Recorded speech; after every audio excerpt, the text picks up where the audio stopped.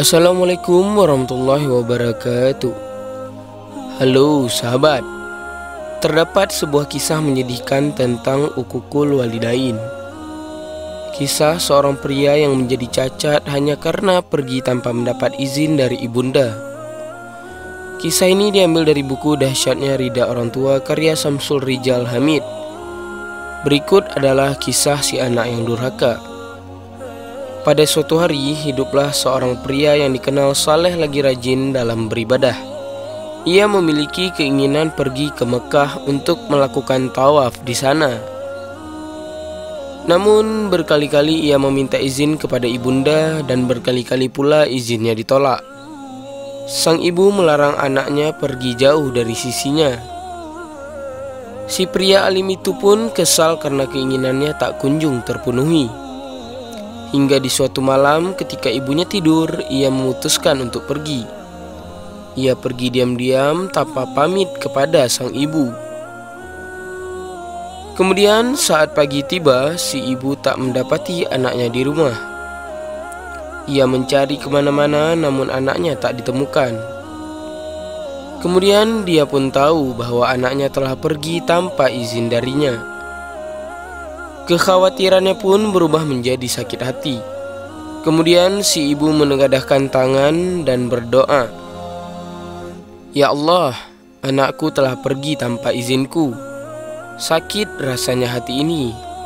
Karena itu timpakanlah musibah kepadanya.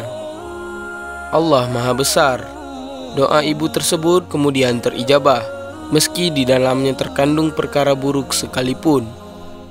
Musibah jelek benar-benar menimpa si pria alim dengan segera.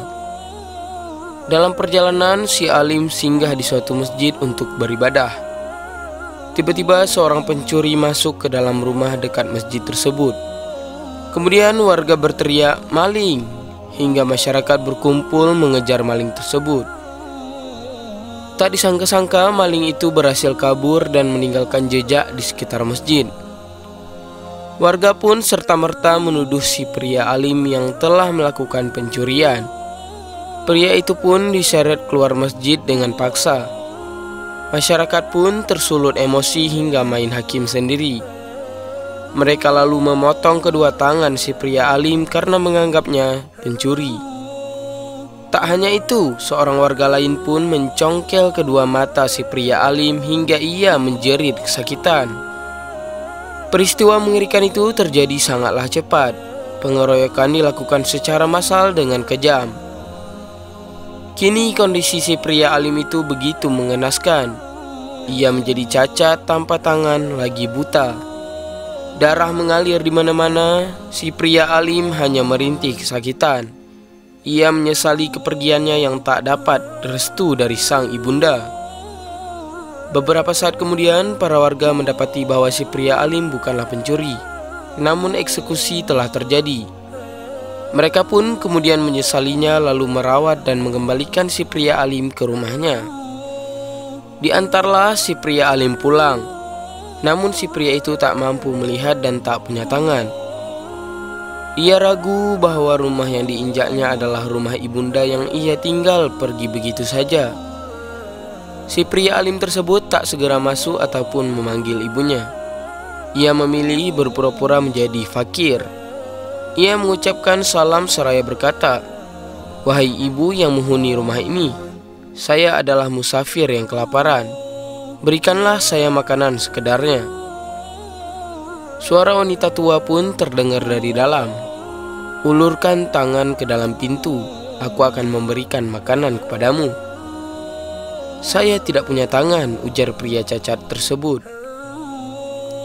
"Lalu bagaimana cara saya memberikan makanan kepadamu?" tanya si wanita yang bukan lain adalah ibu si pria tersebut. "Jika saya keluar rumah, maka haram hukumnya kita saling memandang yang bukan mahram," tambahnya. "Tak perlu risau, Bu. Saya tak punya mata untuk melihat." Jawaban itu pun membuat si ibunda keluar. Pria alim pun segera berlabuh ke hadapan ibunda. "Ibu, saya adalah anak ibu yang pergi tanpa pamit. Saya adalah anak yang durhaka." Kemudian betapa terkejutnya sang ibu. Ia pun mengamati pria di hadapannya yang tak punya tangan dan mata. Ia pun makin terkejut ketika berhasil mengenalinya. Air mata bercucuran dari pelupuk mata sang ibunda. Ia begitu berduka melihat kondisi putranya. Meski anaknya telah membuatnya kesal, si ibu tetap mencintai dan menyayangi putranya. Begitu berdukanya si ibu hingga lisannya terlepas berbicara memanjatkan doa. Ya Allah Subhanahu wa ta'ala, jika begini kondisinya, lebih baik cabutlah nyawa kami berdua agar tak ada orang yang melihat aib di wajah kami. Begitu mengerikannya balasan dari uququl walidain atau durhaka kepada orang tua. Kisah tersebut mengajarkan bahwasanya ridha Allah Subhanahu wa ta'ala ada pada ridha orang tua. Si pria alim tak mendapatkan ridha ibunya, hingga Allah Subhanahu wa ta'ala pun tak meridainya.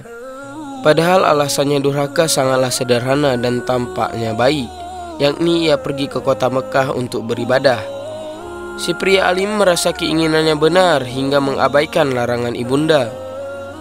Namun jika orang tua tidak meridainya, maka hal ibadah pun dapat menjadi dosa dan musibah. Wallahu a'lam bishawab. Semoga kisah tersebut dapat menjadi hikmah bagi kita semua. Lebih dan kurang saya mohon maaf. Wabillahi taufiq wal hidayah. Assalamualaikum warahmatullahi wabarakatuh.